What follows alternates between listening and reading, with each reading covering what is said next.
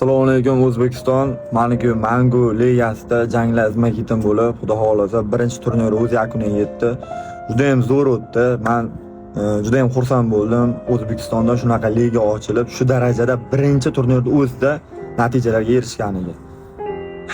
Buni ichida men doimo hurmat, izzat qilib, doimo sevib tomosha qiladigan sportchilarimdan biri Amirxon Alixo'jayev achinarli mag'lubiyatga uchradi.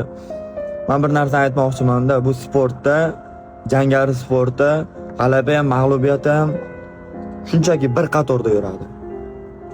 Endi bilmadim, tushunarsiz vaziyat. Muxlislar iltimos sizlardan har qanday vaziyatda sportchini qo'llab-quvvatlanglar.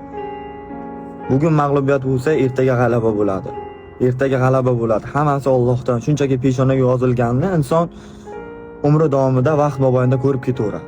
Amirxon Alixo'jayev men birinchi chiqqanlarimda shunchalar menga padishlik qilgan, ustimga kiyim bosh bergan. Kistamda 1 so'm pulim qolmay, mashinamga ham krediton to'lanmay yurgan vaqtim, yebisarimga pul qolmaganda birinchi boyimga, tirnovkamga tayyorgarlik ko'rayotgan vaqtim.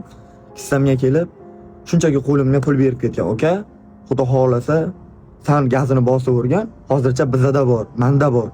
Keyinchalik xudo xolasa ishlaring zo'r bo'lib ketsa, yana birga yo'lda davom etamiz, elkaga qo'yibdi.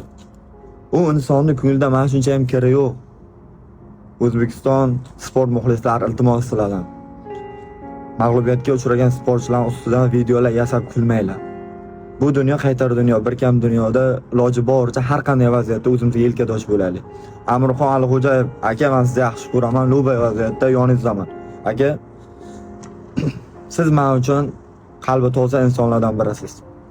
Do'stlar, bir yuzi ikki xil bo'lmaylar. Doimo bir xil bo'lib, oq va qorani ajratib, yiqilganga yelkadosh bo'linglar. Shunda ishlaringiz besh bo'ladi. Assalomu alaykum. Jonlaringiz sog' bo'lsin.